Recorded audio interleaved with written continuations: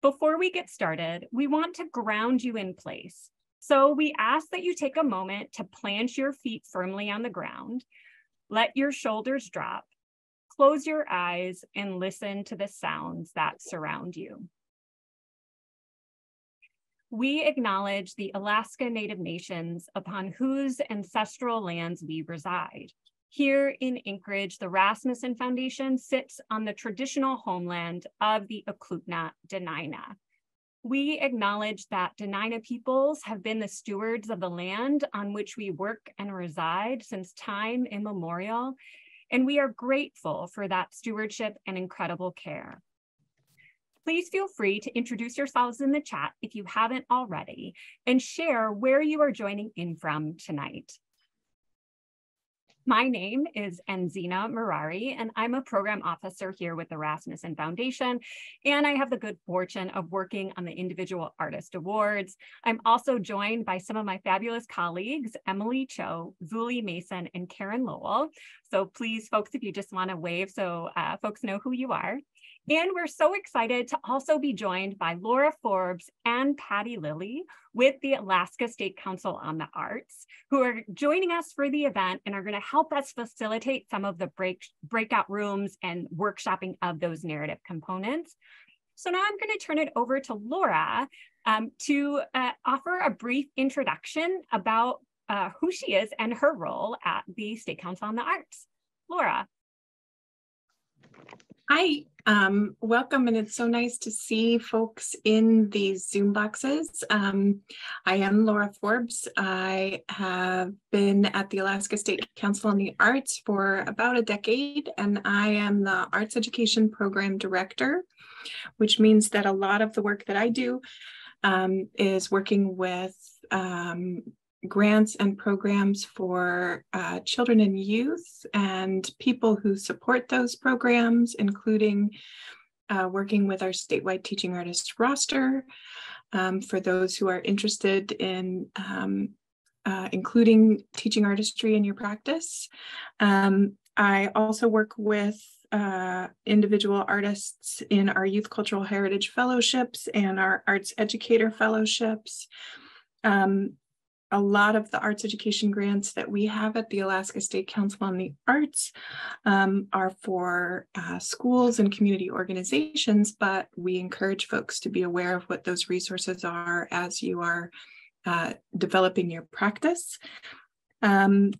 I identify first as a person in the performing arts, growing up in Kenai, working in the community performing arts, and another program area that I work with is the presenting and touring performing arts and visual and material culture exhibition.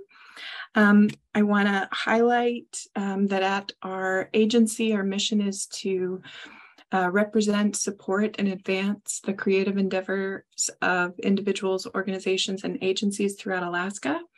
And along those lines, we are excited that we will be having in Anchorage this year, May 11th through 13th, a statewide arts and culture conference. So I encourage you to check that out. And if you want to know what's going on at the Alaska State Council on the Arts, you can go to our website and sign up for our newsletter.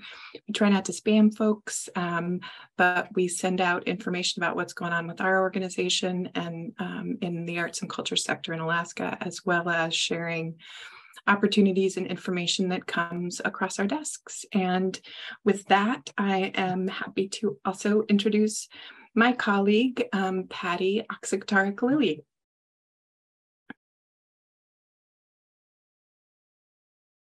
Good evening, everybody. My name is Patty Oxigtarik-Lilly. Thank you, Laura. You actually pronounced my middle name correctly. Yay! That was a bear of a name in kindergarten, learning how to spell it. Anyway, I've been with ASCA since June of 2022. I oversee a few programs there, the Career Opportunity Grant Program for artists, the Master Artist and Apprentice Program, which allows us to work with an expert artist who wants to teach skills to someone who wants to learn new skills for their art. and the Silver Hand program, which if you're unfamiliar with it, it is a program that authenticates Alaska Native artists. So we actually verify that someone who says they're a Native artist, they actually are tribally affiliated somewhere in the state. And we also keep documentation of your artistic samples so that in case there's ever a dispute, like if somebody borrows your patterns or takes your designs, we would have documentation, at least some of it, to show you that you've been doing this for X number of years. And then I also wanted to highlight, we have a couple of things that are on our website.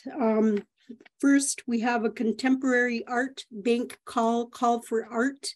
And I believe the regs on that is we pay up to $4,000 for art that will be purchased for the State of Alaska Art Bank.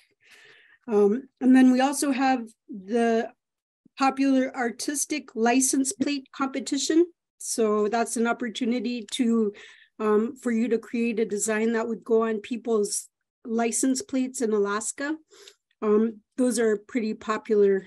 And I think we have a few photos of those on our website as well. That's it. I hope I said everything I needed to, but I'm also available by chat. So I'm happy to be here. Thanks, you guys. Wonderful. Thank you so much, Patty and Laura. We're so grateful to have you on this session tonight to help us facilitate some of those breakout rooms that are coming up in the program. And you know, we know that a lot of folks who joined us tonight are new to applying for grant opportunities in the state, not just the individual artist awards, but other grants that are available to you. And so we thought it would be really helpful to have Laura and Patty here to share some other opportunities that are relevant to you as an artist and your art practice. And Laura and Patty are sticking with us through the end of the program. So if you have specific questions for Patty or Laura on some of the programs that are available at the Arts Council, they'll be able to answer those questions at the end of our time together. We're about to get started, but before we do have to go over some Zoom housekeeping. So we want to inform you that this Zoom meeting is being recorded and you can keep your camera on or off per your comfort level. We do ask that when you go into the breakout rooms to create a sense of community, you have your cameras on. Breakout rooms are not part of the recording. So just what happens in the main Zoom is going to be recorded. We also ask that you keep your mics muted throughout the duration of the presentation until we're in the breakout rooms or at the Q&A, where you can use the raise hand function in your reactions feature or post your question in the chat. We do have closed captions enabled, and you can access those by selecting the more or the CC icon at the bottom of your screen. If you have any questions along the way, please feel free to post them in the chat. You can also send a private message to any of the hosts of the night from Rasmussen Foundation or Laura and Patty. Also, you can always email us at arts@rasmussen.org. We will be collecting questions that come up along the way for the Q&A that happens at the end of our time together. So I'm going to start us off with a walkthrough of the application and some of the components of the application before we go into our workshopping. So I'm going to go ahead and share my screen. And Zuli, can you give me a thumbs up if the tech is working? Perfect. Okay. So we don't have a whole lot of time together today. And over the course of our time, we're going to walk through the application. We know, again, lots of folks on the call haven't applied yet. So we're going to step by step go through the application and how you can register and start your application for the Individual Artist Award. And then we'll break down what the components of the application are, the narrative components, the resume, the statement, and the work samples. And then about half of our program is going to be dedicated to breakout rooms where folks are going to be randomly put into separate breakout rooms where you can work with your peers to workshop and start responding to some of the questions that are in the application. We'll provide some instructions for that once we get to that section. And then finally, we'll end our time with a Q&A where we'll talk more, we'll answer the questions that you have. So if you have never applied for an individual artist award, you can get to the application in a few different ways. www.rasmussen.org/IAA will bring you to the Individual Artist Awards page. There you can select grants or arts to get more information about the Individual Artist Awards program and to access the application. If you want to go right, if you've already done your research and want to start your registration, you can also click Grants Login, and that is where you'll be able to sign up and register and start your application. Another section where you can find the Individual Artist Awards is if you select grants, lots of the different types of grants that the foundation manages will show up, and of course, select Individual Artist Awards. Once you've reviewed the Individual Artist Awards on the website, you've gone to that grants login and you started your registration, you will be brought to this page. You will be asked to select which option best describes you. For the Individual Artist Awards, we ask that folks sign up as an individual artist or as an art group or collective.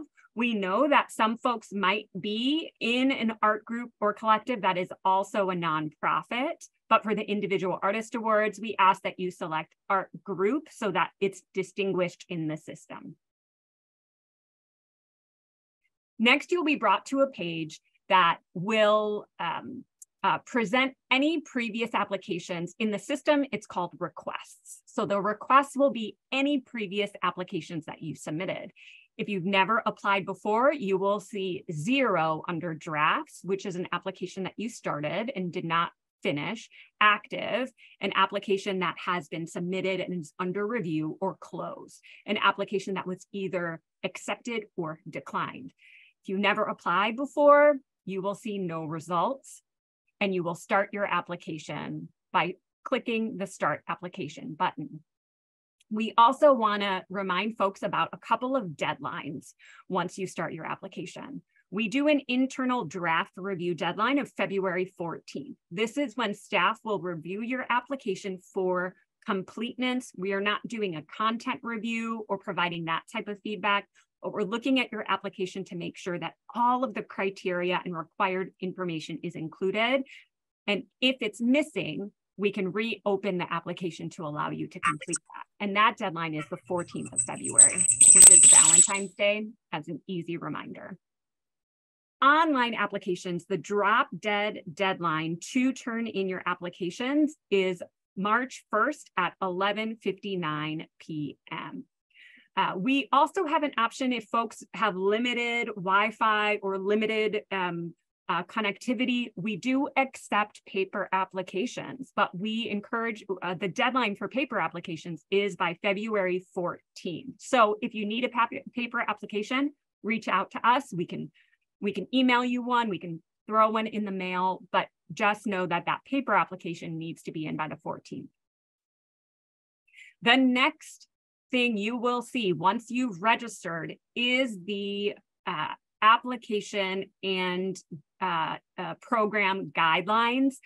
They are called the instructions. That is the same as the guidelines. We also have guidelines that you can print out and follow along, but we encourage you to review all of the different components of the guidelines to make sure that you are eligible, that your project is eligible, and that you are not missing any of those required components of the application.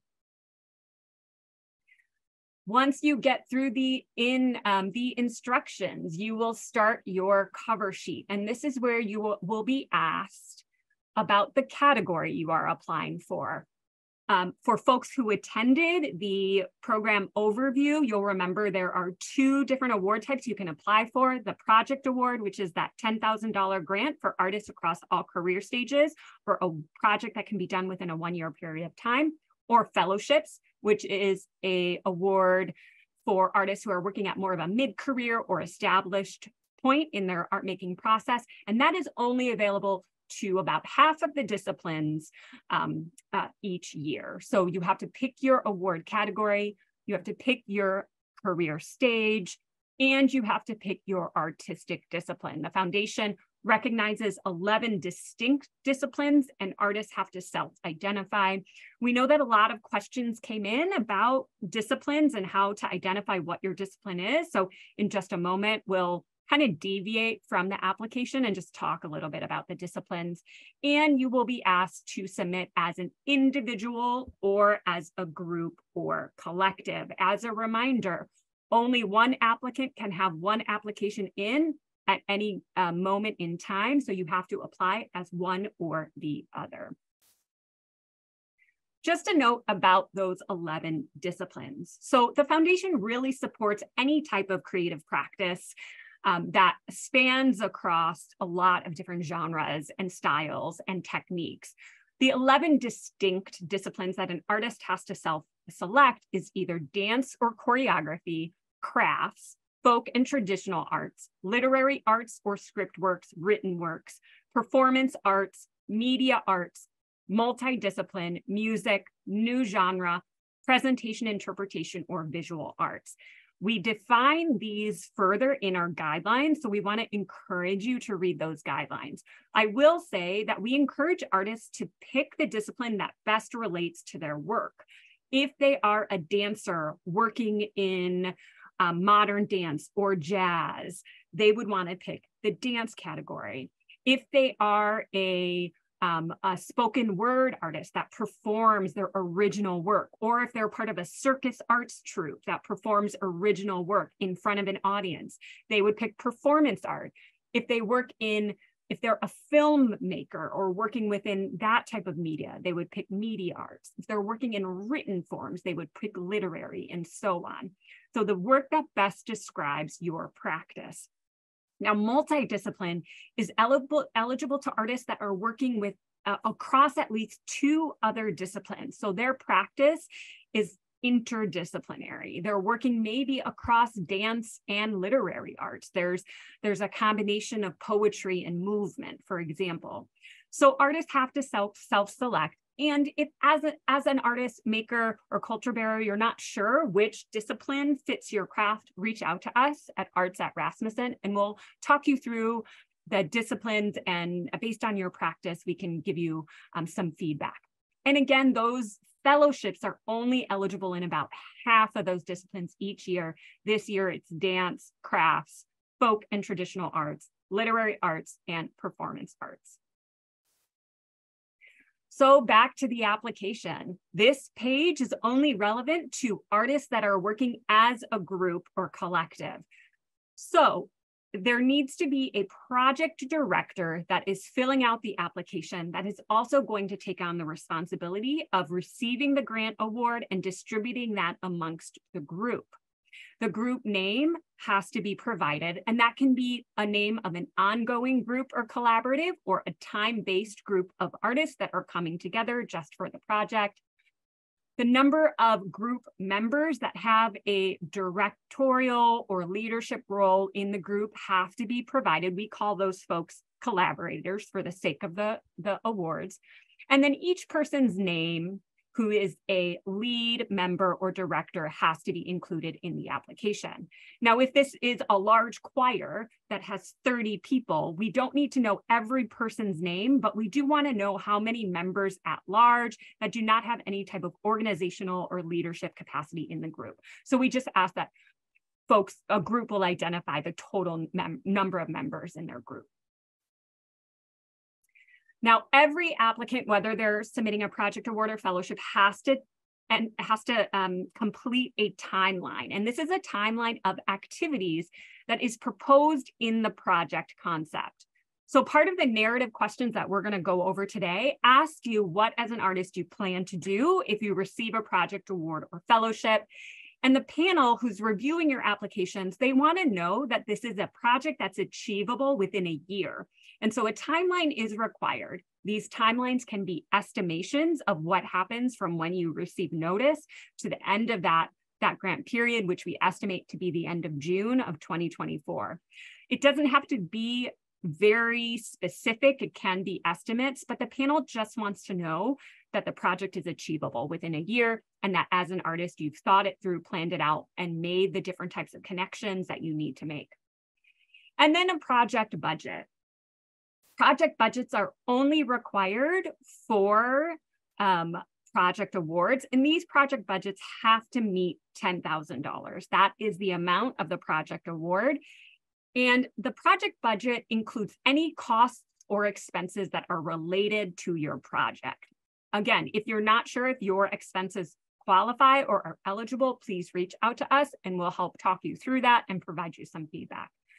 Just a note, an artist cannot ask for less than that $10,000. So if an artist only wants to apply for $5,000, that's not an eligible request. These are flat rate grants. So the budget has to meet that amount. But again, if you're not sure if your project is that much, please reach out to us.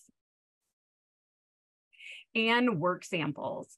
So the foundation recognizes and accepts a few different types of work samples. And in each work sample, you include a title, a medium, the year, and a description.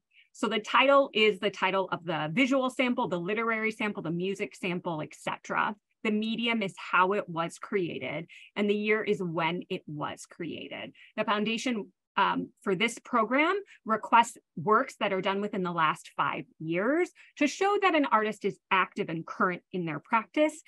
If there is a work sample that is older than 5 years and it's relevant to the project, it can be included, but a description must be included on why that work sample that is older than the recommended 5 years is being included.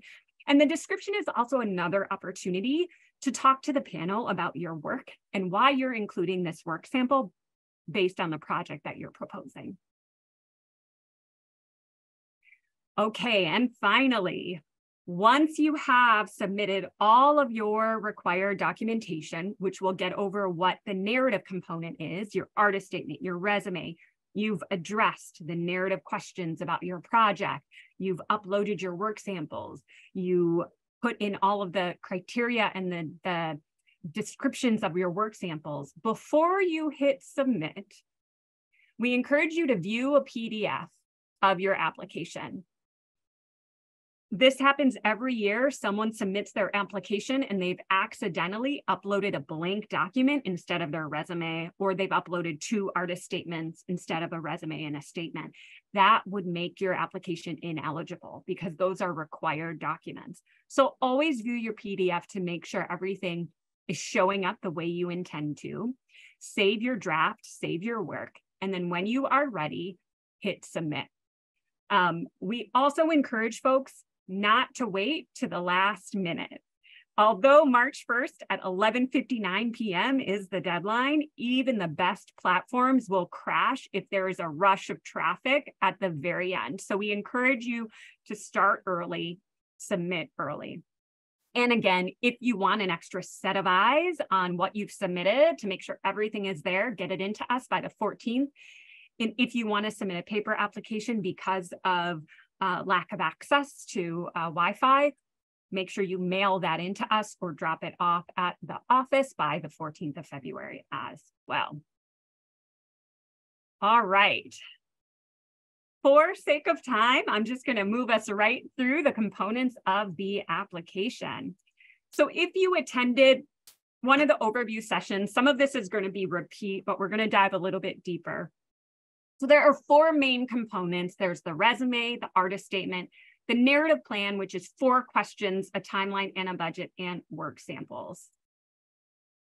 So the artist resume. I won't spend too much time on these since we did go over it, but our artist resume is again a short document that lists your key academic and professional achievements in reverse chronological order. For the individual artist awards, we want that to be 1 page in length. The panel is only going to read 1 page of your resume. So this is a highlight of your work so far. Anything that's relevant to your art practice, to the development of your work, any training that you've received, any apprenticeships, any exhibitions or performances or publications, highlight it and keep it clean and succinct, because the panel is only going to read one page. This is different than a CV that is a complete history of your artwork to date. You can upload this as a document, which we recommend, or you can write this in a text box in the application. Oh, sorry about that. Let me get us back on track. There we go. So what is the structure of a resume? So the base structure is your contact information, any education or training, or if you're self-taught, any publications, performances, exhibitions, etc., any residencies, any grants, awards, fellowships. And if none of that is relevant, what is relevant to your practice? Any classes that you've taken, any commissions, any programs you've been a part of, and then if it's relevant, any press collections or any related experience. This is really specific and individual to your art practice. We also on our website under our toolkit have some resume templates that you can print out and just fill in that kind of follow the structure of the left side of the screen. That is basically a structure of these different elements: your name, your background, anything that demonstrates your practice as an artist. So we have a couple templates if you wanted to use one and just fill in your relevant information. Some of the most common mistakes we see are just inconsistencies, things that are out of order, basic information that's missing, implying that something has happened if it hasn't yet, and then missing information that might be relevant to where something occurred. The artist statement, again, is the who, what, why, and how of your art practice. This is separate than your project plan. So the artist statement talks about you as an artist and why you are making the work you do and how you are making it. So this is also a one-page document, and the panel will only read one page. Now, those page limits are specific to the individual artist awards. Other grant programs might allow longer resumes or statements, but for our program, our panel is only reading one page. So for an artist statement, you want to think about what is the why behind your work, and think about who is going to be reading your artist statement. This is a panel of working artists, of foundation representatives, institution representatives, people who are working in the arts field. So they're familiar with arts and culture, but they're not familiar with who you are as an artist. So the artist statement is the opportunity you have to talk to the panel about who you are as an artist and why you make the work that you do. So we have some tips on where to start. Brainstorming, just getting out those W's, the who, what, when, why, and how. We're going to be brainstorming some of the other questions on the application today, and then start taking that brainstorm and putting it into a structure and an outline. So you're putting those ideas in order, and then turn that outline into complete sentences and complete drafts. Edit out anything that isn't specific to you or that is kind of an overarching statement. Proofread it, so read it out loud, reread it, give it to someone else, and then proofread it again. Always come back with fresh eyes. Take a pause, take a day, come back. I also recommend always giving these documents to two people who can review it for clarity, consistency, and communication of your concept. I just wanted to share a brief excerpt of an artist statement from Mayate Agopian, who's a previous award recipient. And this was a really effective statement that got to those who, what, why, and how. What I love about puppetry are its possibilities and its power to touch, open new doors, and enhance learning environments to create synergies, poetry, and magic. This is the passion, the impact, why Mayate is doing the work that she's doing. Puppetry is music and rhythm. I am particularly inspired by the environment I live in. Working with moving light sources and shadows when our winter days surround us with darkness is a way to embrace it fully. She's getting into the specifics of the work, the how of the work, the what of the work. Oops, apologies, I keep skipping ahead. Okay, some things to generally avoid in your artist statement. are broad, overarching statements that don't get to express your unique voice as an artist. Statements like, my work is intuitive, I do art because I have to. That may be true. That doesn't tell the panel who you are as an artist and doesn't define your specific practice. Or things like, my work is about the organic and the synthetic, it's a personal journey, it's about my experiences, I pour my soul into each piece, my art speaks for itself. These all might be true, but they're too broad and overarching that they don't express your unique voice, your unique impact, or the passion behind your practice. So use your artist statement to talk directly to the panel like you would talk to a dear friend about why you love what you do. Okay, so what is in the narrative plan? So these 4 questions we're going to get to today in our workshopping.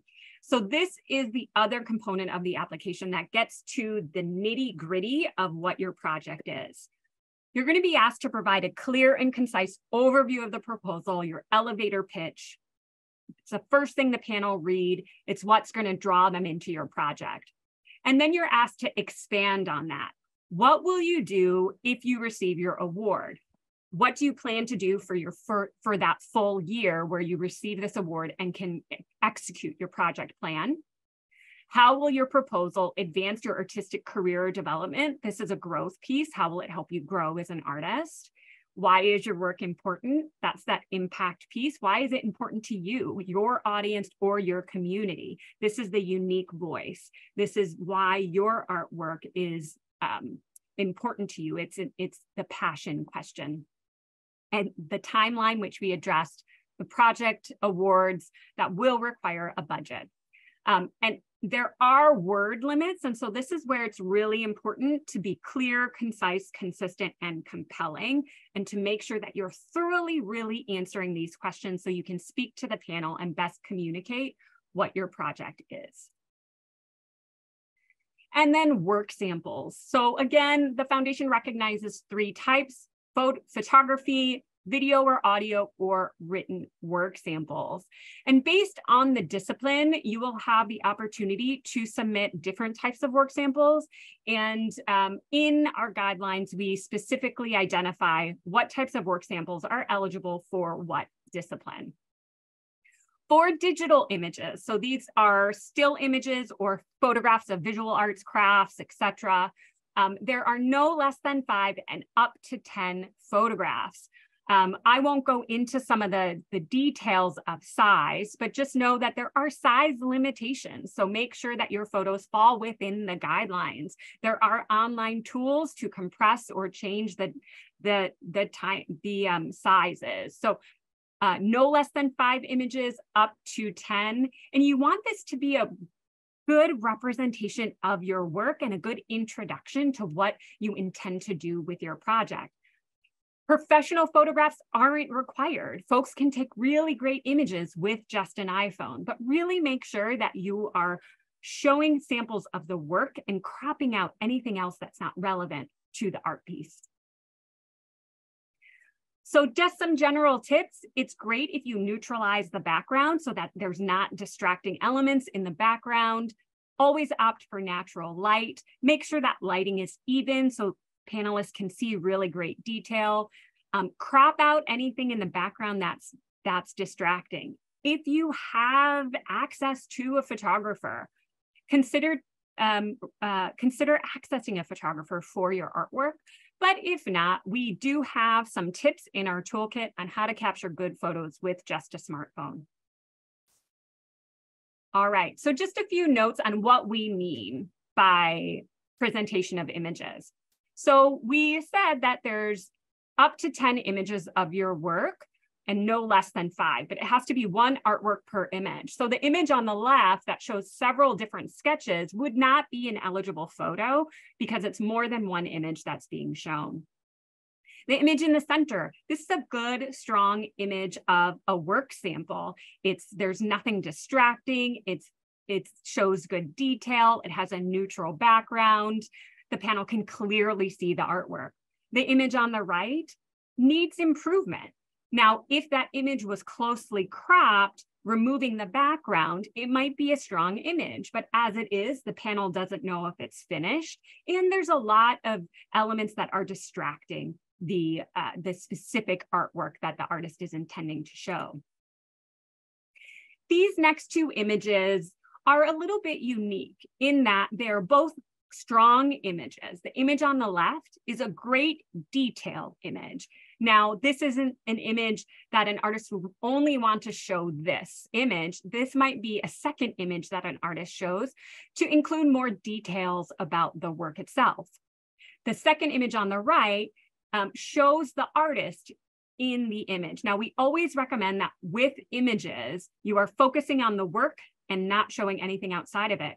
But for a situation where a physical body is part of that art piece, such as a wearable art piece or a performative art piece, then it would be totally appropriate to include the artist or another person or figure in the image.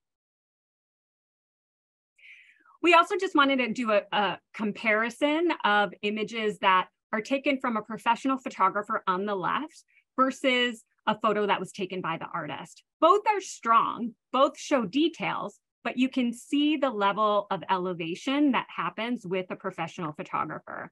Now, we know not everyone has access to that, and that is also something that you can include in your project budget, is documentation of your work. So for video or audio work samples, choose samples that give the viewer or listener the essence of your work. So this is a 10-minute maximum. There's a maximum of 3 work samples or 10 total minutes. Make sure that sound is clear. We only accept MP3 files or YouTube. We also have instructions on how to upload your work to YouTube in our toolkit and in our guidelines. So if you need assistance with that, let us know.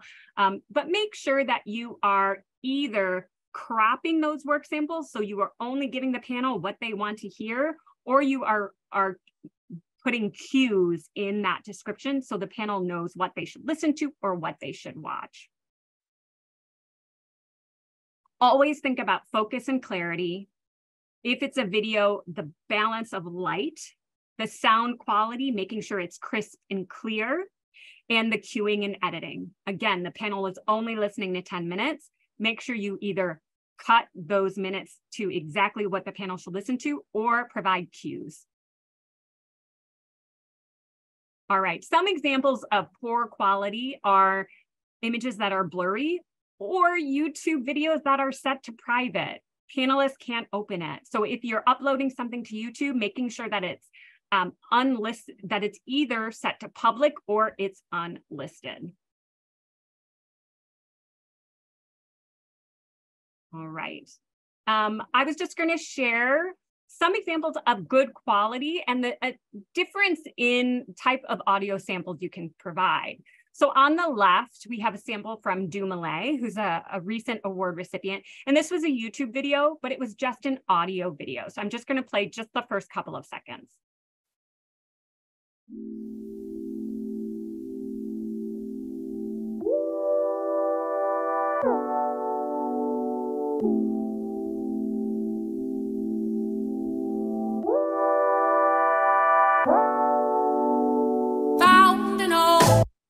So audio sample uploaded to YouTube, just the sound. You can also upload an MP3 that is just the audio.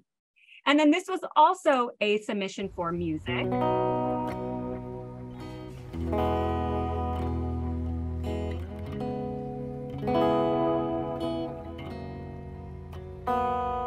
Which is a much more produced music video.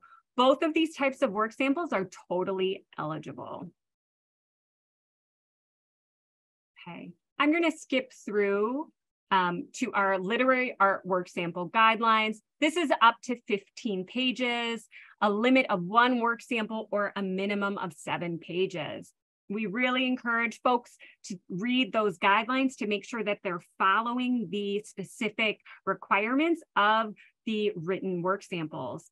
Some tips that we have is to make sure that things are typed neatly and clearly, that things have been proofread, that spelling errors or typos are removed, that watermarks are not included. If something is in draft or confidential, please just include that in the description. Sometimes our panelists have limited accessibility when a watermark is there. It makes the readability harder. Always follow the guidelines and really choose your excerpts carefully, just like with audio.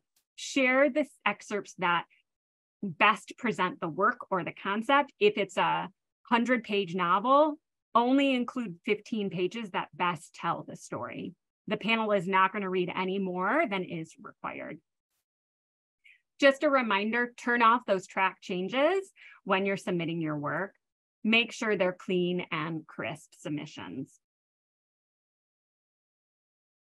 And combined work samples. So artists working in multidiscipline, or sometimes depending on the discipline, they can combine different types of work samples, whether it's 5 digital photographs and 3 minutes of audio, or 7 pages and 5 images. So if you're interested in combining the types of work samples, just make sure to read those guidelines or reach out to staff and we can help you through those different work sample requirements.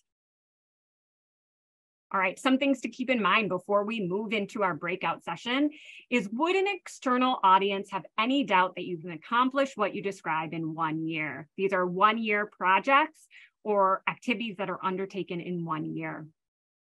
Describe your artist statement. Do your artist statement and resume support your plan? Is there consistency? You know, I saw a question someone had at the very, when they were registering about what makes a strong application. One thing is consistency across your artist statement, your resume, your project narrative, and your work samples. So if someone's proposing a tour that's music-based, but they're a carver, that's going to not show consistency to the panel, and they might not be convinced that you can execute that project. If your project is a community-based or a social-based project, you have to articulate how it will help your individual practice as an artist grow. And have you articulated what makes your project unique, what your unique voice is? All right. So now we're going to move into our breakout room jam sessions where we start to break down some of those narrative questions. In just a moment, I'm gonna move out of this presentation and we can be in the full gallery so we can kind of model what we're hoping to happen here. But each breakout room, we're gonna have about 15 minutes. And these are the exact questions that appear in the application. That first question, after your kind of overarching title is, what is your project or fellowship focus? What will you do if you receive the grant? This is where you get to expand on what your project is. When we get into the breakout room, these are going to be peer-led. So you're going to be in a breakout room with your peers. Karen has behind the scenes been setting up our breakout rooms and making sure everybody's going to get to a right breakout room. You'll be in a breakout room with about 3 or 4 other people. And step 1 is to just introduce yourselves. And then you will have 3 minutes to write down your response to this question. It does not have to be well scripted. It does not have to be formally written. This is where you do that brainstorming. You do bullet points. You do random thoughts. You are just free writing and letting what comes flow. If you don't even know if you don't have a clear idea of what your project is, pick something that you'd like to do and then just write about it for 3 minutes. And then after 3 minutes, we're going to do a share where each person will have about 3 or 4 minutes to read to the group what they wrote and then ask for clarity. So you're going to ask your breakout room partners what they heard you say. So you have an opportunity to sit back and listen to see if what you've communicated is coming across the way you intend it to. So in just a moment, I'm going to stop my share screen. So we're all in group together. And before we start moving to the breakout room, I'm going to ask my colleague, Laura, if Laura will model how we hope this breakout room will go. Laura, are you ready? I am ready. Okay, so my prompt was how I make a peanut butter and jelly sandwich. I'm going to say I've already done my free write. I've written for 3 minutes, so I already know what I've written down, and I'm going to go first. So I'm going to tell my group is being presented by Laura, that when I make a peanut butter and jelly sandwich, I take a loaf of gluten-free bread, and then I cut 2 slices. I start with my jelly, and I spread my jelly on one side, and then I take my peanut butter, and I want it to be crunchy, and I spread that crunchy peanut butter on the other side, and then I take the 2 slices with jelly and peanut butter and match them together so that the jelly and the peanut butter are matched, and then I will cut it on a diagonal before I'm ready to eat it. And then I'm going to turn it over to my room for them to share with me what they heard me say. So, and Zena, I heard you say that when you go to make a peanut butter and jelly sandwich, you use gluten-free bread, and you make 2 slices, and then you take 1 slice of the gluten-free bread and you put jelly on it, and then on the other slice of gluten-free bread, on the other side, you put peanut butter that is crunchy, and then you put them together, and then you take a knife and you slice them on the diagonal. And that's what I heard. Is that a good summary? Did that capture what you were sharing about your process? Yes, that totally captured it. And as an artist, I'm hearing Laura catch everything I said. I sliced my bread. She reflected how I put the peanut butter and jelly on, how I cut it. But if Laura had missed something, it would be my opportunity to say, well, that's pretty close, but what I was trying to describe was that I wanted my jelly to be raspberry and not strawberry, and I didn't communicate that clearly enough. So that helps me to think about how I can better articulate my message. Thank you, Laura, for modeling that for me. Well, I mean, I assumed it was blueberry, but. So, and those are the type of details you don't want to leave out, are those specifics that make your message unique. So when after you've shared what you've written as an artist, just sit back and listen. Let your breakout room partners tell you what they heard, and just take notes of that. And then after they've asked if they've captured it correctly, then you can say, actually, no, I'm hearing that I missed something there. But it's an opportunity for you as an artist just to listen to what other people are saying they heard from you. Okay, so we're going to try this we just asked for grace with technology. We've got a lot of folks in the room tonight. And our first prompt, Emily, our colleague, is going to put our first prompt and our instructions in the chat. So when you get to your breakout room, you'll have that chat to go back to if you forget what we're doing. So the first question is going to be, what is your project or fellowship focus? What will you do if you receive the grant? Again, once you get into your breakout room, real brief round of hello, my name is, and then set your own timer to 3 minutes. It can be on your phone. I will also broadcast timings to the groups. In 3 minutes, it's just a quiet free write. And then after that 3 minutes, each room select a volunteer to go first. Take about 4 minutes total, share out what you wrote, and then as a group, you can tell that person what you heard them say. And then make sure each person has 3 to 4 minutes to share what they wrote and get some feedback. Hello, everyone who's coming back. I think some folks are still joining us. I hope that was a fulfilling breakout room session. We're going to do one more so that we have an opportunity to workshop another question that's on the application, but let's just take a few seconds. We don't have, I know it's never long enough.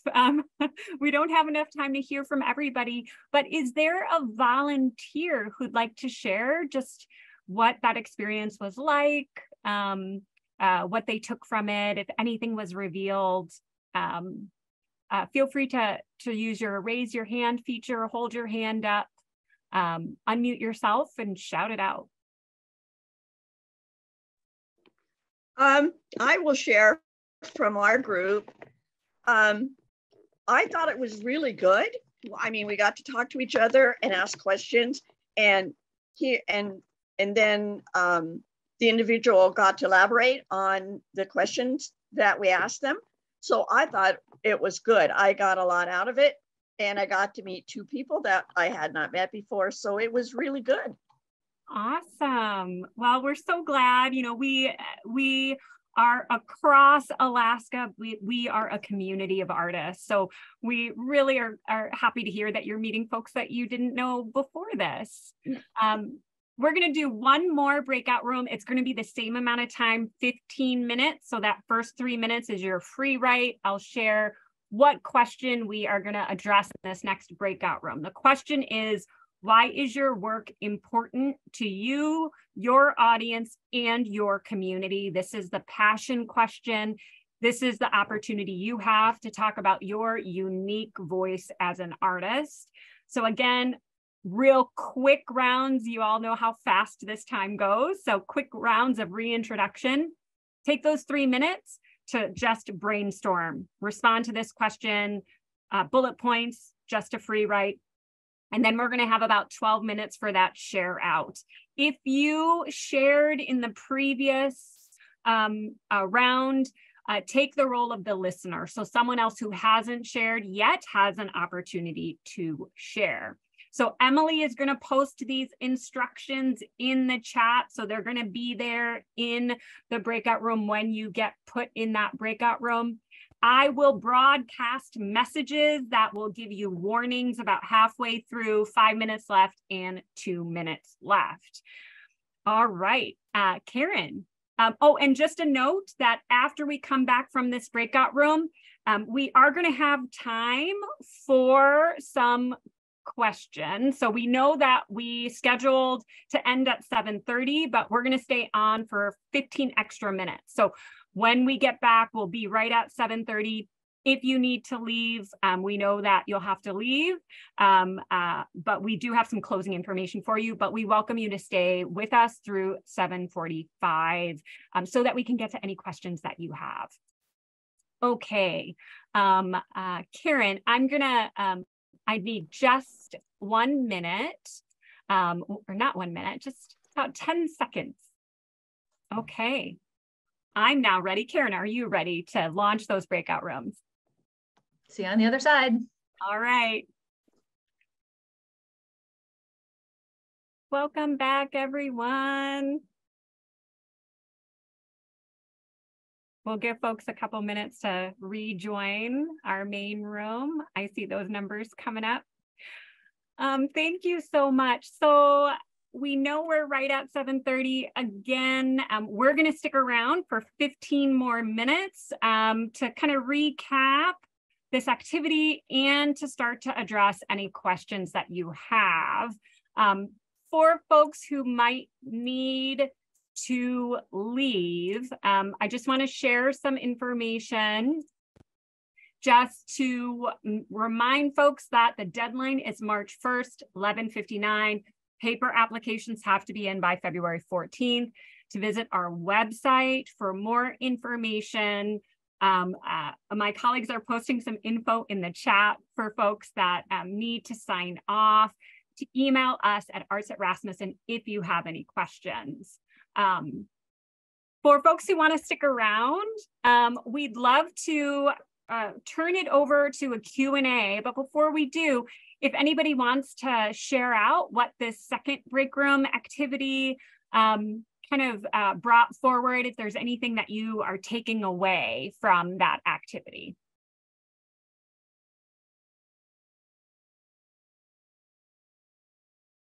And you can raise your hand or just unmute yourself and kind of share out. Oh, I was just gonna say, it was just really exciting to see and hear other people's projects, and it just makes us want to see everyone's come to life, because they're just really inspiring and incredible, and so many different disciplines, and it's really great. Yeah. Awesome. Thank you so much for sharing. And we can say that, you know, as the foundation staff, we facilitate the process. It's a panel, a separate panel that reviews all the applications. And every year they share the same sentiment. They want to see all of the projects come to life, and they wish that they could award more than the 25 projects awards or 10 fellowships. It's a really challenging process to be on a panel.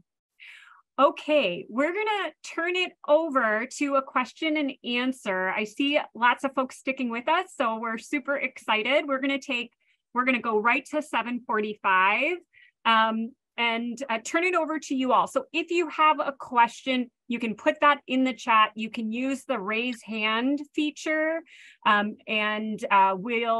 see some questions coming in. So I'll just address this question that I just saw come in. Can funds be used for documenting the process of the project? Let me go back up. I.e. YouTube or social media reels or work in progress. Can funds be used to pay models to pose for portrait art? Yes to both of those. So you can absolutely, in your project budget, use those funds for professional documentation of your work. And you can absolutely use that to pay stipends to other artists that are working. In addition, our panel always encourages artists to remember to pay themselves. So you can include your own artist fee in your budget. Okay, Maria, I see that your hand is up.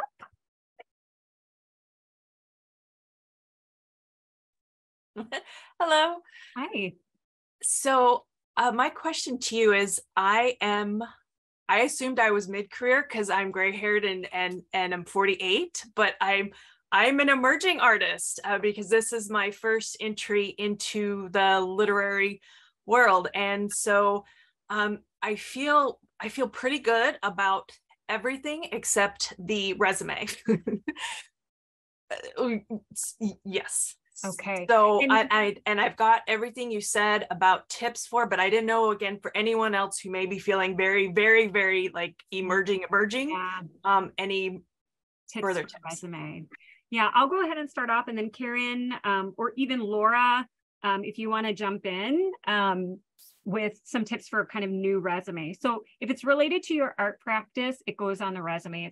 If it's related to other elements that don't factor into your art making, then I would advise not to put it on your resume. And if you're just emerging, it's okay that resume is not robust.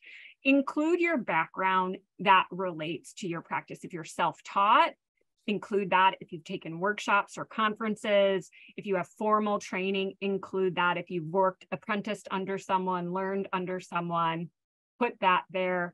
And then anything else that you've done towards your practice. If there's any, if there's not like publications or anything like that, what activities have you done? Have you been part of writing groups? Have you, been a part of other activities around the art practice? Just make sure you're capturing the different accomplishments or activities or the background that has gotten you to the point where you are in your journey. Karen, Laura, anything to add to that? Emerging, what to include in the resume? Karen, you are on mute. Sorry. Yes, somebody just posted this. It's like if you've taken classes or done workshops that contribute to your creativity, anything that is connected to your statement and your proposal. Those are worth including, and it is okay if it's not as robust as you want. Mm-hmm. Yeah. And there's also on the application, if you don't feel comfortable uploading a resume document because you don't feel like you can fill it out, you can also write in a narrative description of your background. That's acceptable. So if that feels more aligned with where you are, you can do that in the application. Okay, I like that. And it sounds, it sounds like you're saying too, like it shows us a bit of a history of my commitment to increasing my skills in this area. So absolutely. Okay, so even if it's not a product, it's kind of a commitment. Okay, yeah, I can do that. Awesome. Thank you. You're welcome. Okay, Pat, okay. I see you have your hand up. Yes, okay, I can lower it, I guess, there. But yeah, I'll just say that as you should feel really good about an emerging artist at 40 or somewhere in there, no matter what color your hair is. I'm going to be 70 in a month, and I still feel like this is an emerging, and I've painted for a long time, and I'm established on a local level, but but for me, I'm emerging in a different way. I have the opportunity now to really put my time and energy into what I'm doing. And the other thing that I felt like for the other lady who's complaining about gray hair, but that it's more about where you're at in the growth part of it. So and I guess my question along with that, I feel like probably I should fit more into a mid-level artist, but I don't need the $20,000. I want that to go to somebody who needs it and can benefit from it.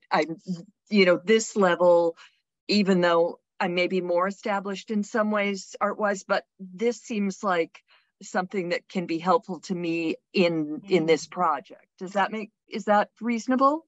Absolutely, Pat. And so the project award is not just for emerging artists. The project award is for artists across any career stage, emerging, mid-career, or established. An established artist who's been working for 50 years might have a really concise project that they want to accomplish that maybe isn't a fellowship.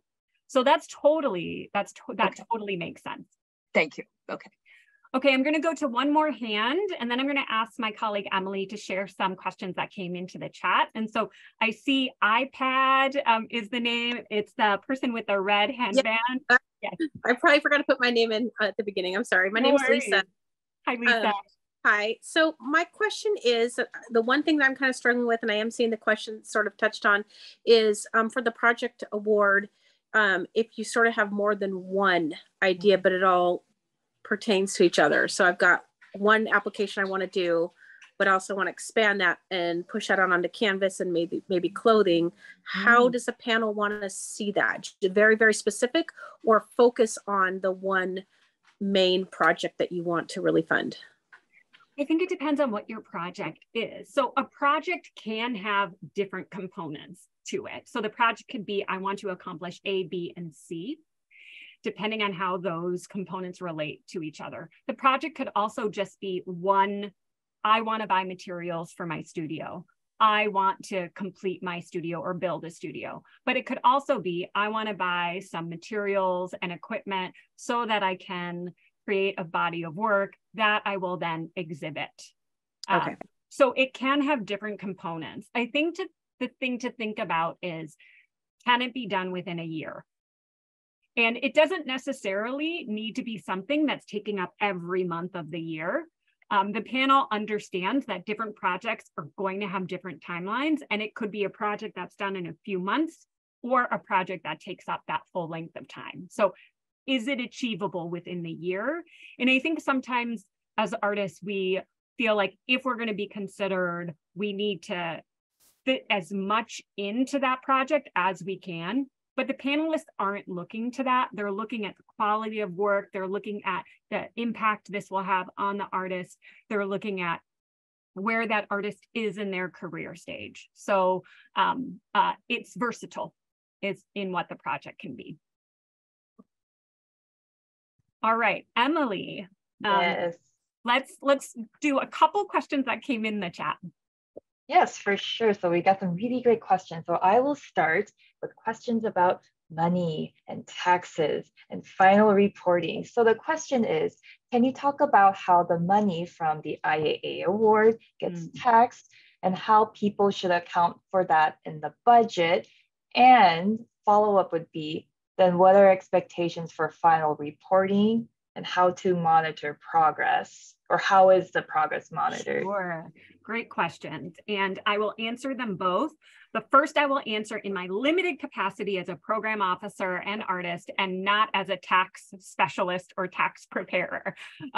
So the awards are taxable income. We can't give tax advice, so we recommend that you work with someone who prepares taxes.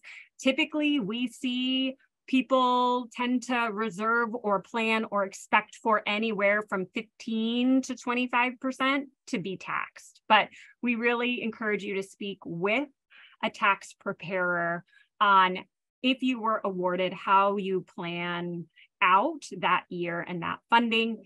Artists sometimes account for that in their artist fee. It might be listed as incidentals or miscellaneous. And so there are ways to account for unexpected costs or costs that might be taxed or removed.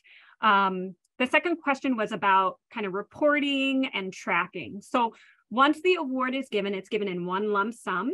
And artists are, before that award, artists have to fill out an agreement. They have to prove their residency status. And then that award is given. And we love hearing updates and we love hearing about your progress, but we don't expect anything until the end of the year, where you give us a 1 year narrative report. We don't need a budget. We don't need to see receipts of your expenses. It's a final report that talks about what you did and how your project went. We love pictures, we love videos, and we love to hear how the year's going. We like to share out, and if you have stuff going on, we'd like to support you and promote it. So I think I answered all of those questions. Yes, you did. Thank you, Okay. Indira. Yes. Let's do one more. Yes. Yes, as Indira said, please send us anything cool that you've been doing. We'd love to share that out. So looks like there's a lot of questions about disciplines.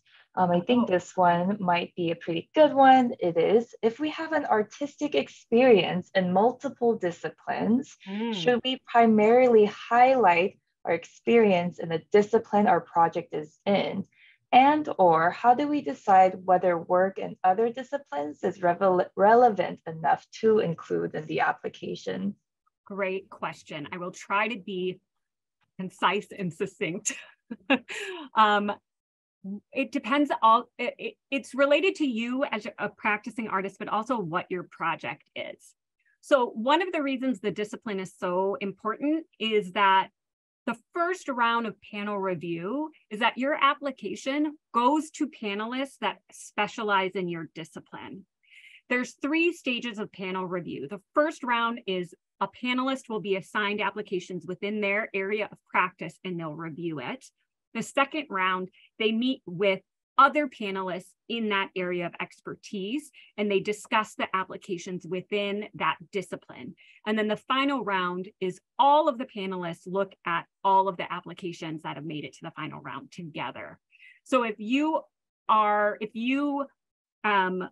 pick that you are a dance artist, but your project is based in literary arts, and then your application goes to a panel of dancers, they're not going to be able to review your application in response to that discipline.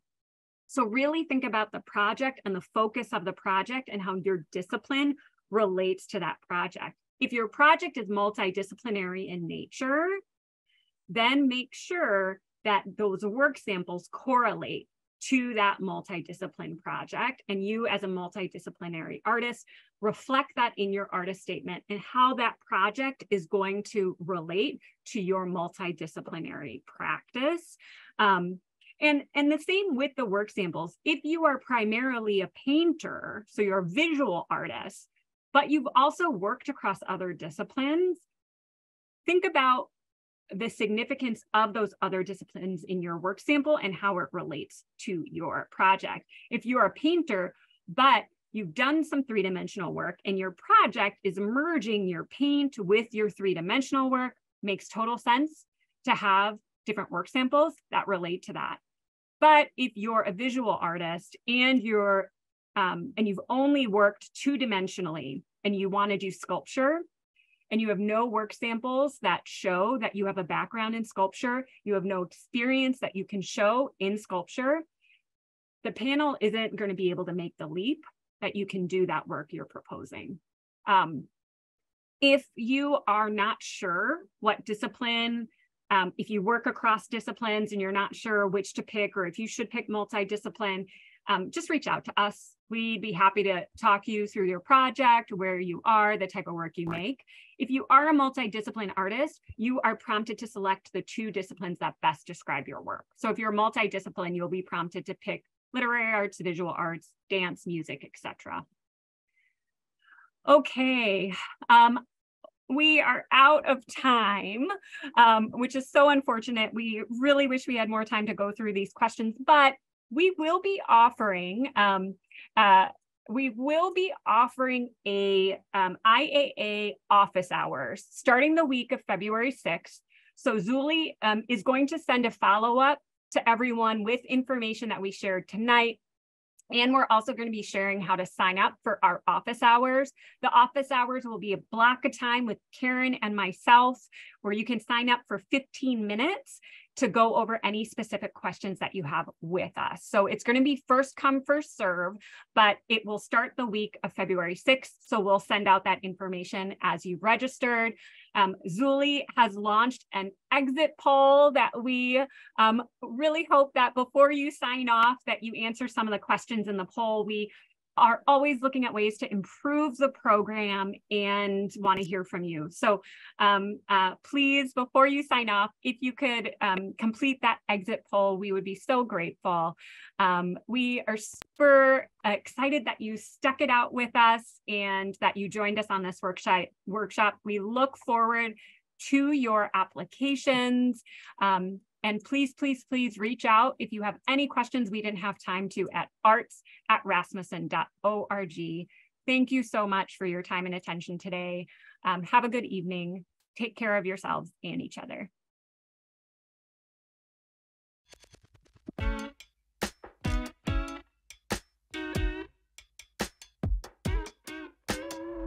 thought ripping donuts in my '99 Corolla.